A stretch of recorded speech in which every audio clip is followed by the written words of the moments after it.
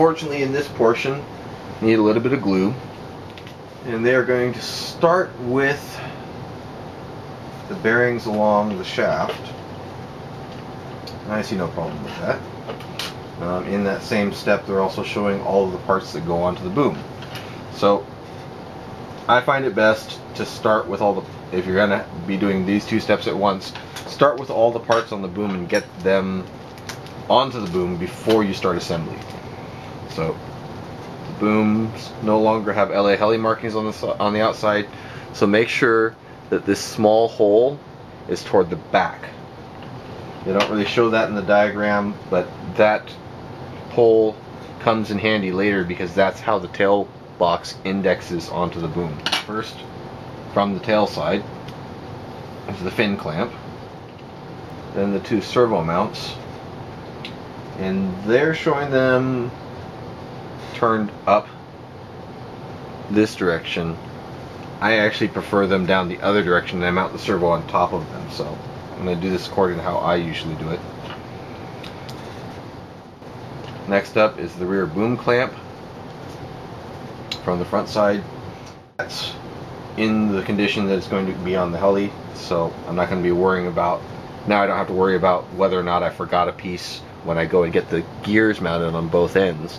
Once the gears are mounted on both ends, most of these parts don't easily press over them. You can actually get this tail fin mount to go around the boom without having to pull the gears back apart. But this front boom clamp is extremely important to get on there before you press the gears in place. Once the gears are in place, you have to ruin a gear in order to pull this back off and go backwards. So they have dimensions for the distances and support bearings on the shaft. I'm adding more, so I'm not going to follow their dimensions. If you're running a low RPM maxer, you don't really need the extra bearings.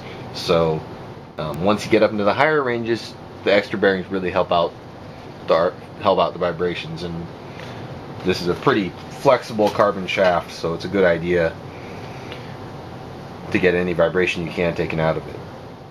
Another thing that I want to cover is that I actually usually keep a couple extra tail shafts for when I'm doing a tail build, and I try to pick the straightest one of the bunch.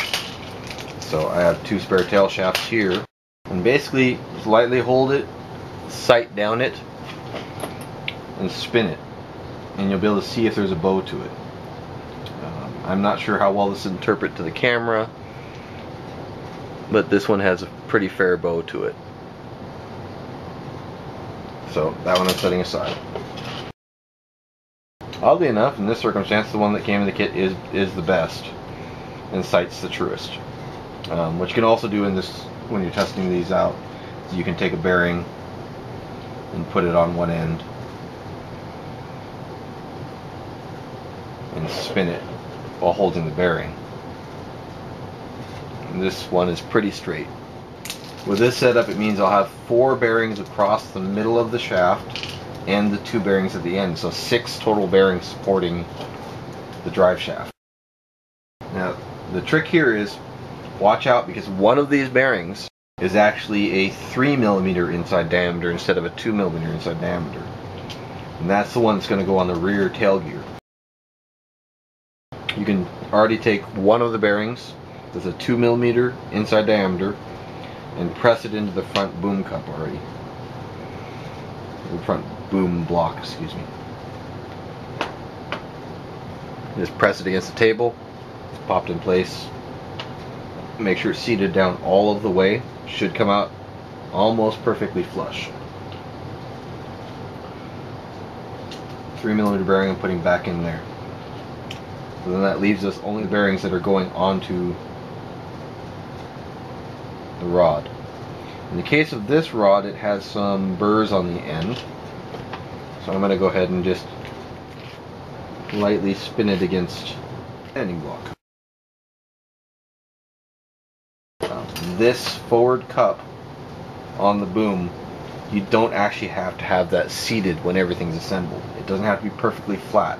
This rear boom clamp actually positions the boom. The front one helps to support the forward gear against the main gear. So that's why I say this doesn't have to be seated. This will give you some fudge factor on your tail shaft, drive shaft length, so that you can get the rear mesh perfect. The front mesh is secondary, and then this just pulls forward to support the gear. I typically make sure and try to put a bearing on there and make sure that the resistance friction for it is about the same all the way down. Sometimes there's a little bit of play factor in there where it gets tight in certain areas. This one tightened up near the front. The rods themselves are not always going to be perfect diameter all the way down, so I just want to make sure that I can position these as necessary. And once those are positioned, we're going to actually glue them in place. I'm going to set this one as the forward bearing, and I put all the cups on, so I'm treating this as the back end, the tailbox side. I'm treating this front side as the conical front side.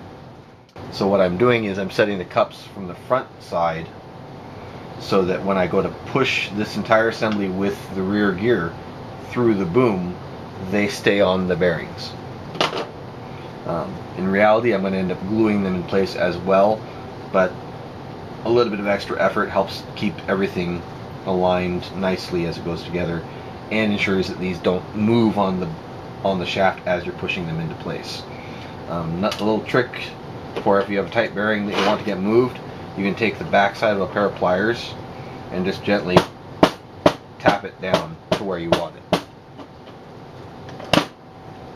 And in this circumstance, I want to have the front bearing usually within, I usually try to put it within about 2 inches approximately of the front.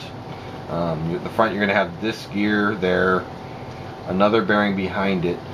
The closer you have a bearing up to a point to that front gear, the less that it will be able to allow that gear to flex away from the main gear, because you're basically supporting it right near it. In this circumstance, I'm going to try and find a bearing that has a slightly looser tolerance up there. Just like anything else, bearings are manufactured with tolerances. Some will fit and move around a little bit easier, some will move around a little bit harder. This front one, I actually just want to be able to glue it in place. So all of the cups have to be on the shaft before you put every next bearing on. You can't put the cups on after. You're going to want to have the cups all facing the same direction. I concentrate more on getting the angle on the front, or getting more support toward the front gear, because it's a lighter angle than the back gear. The back gears drive at a pure 45-degree interface. The front gear drives at more like a 20-25 degree interface. So it's going to want to push up away more than the rear gears will. So the support on the rear gears doesn't seem as vital, from what I've found, as the support on the front gear. It also helps that the back gear is a 1-to-1 ratio with all the gear teeth angled the same, whereas the main gear at the front is actually up driving to the tail by 4.2-to-1.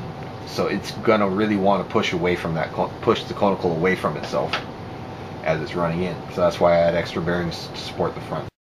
And what I do is I just tend to position these relatively even across the back. The back one I do still offset towards the rear a little bit more.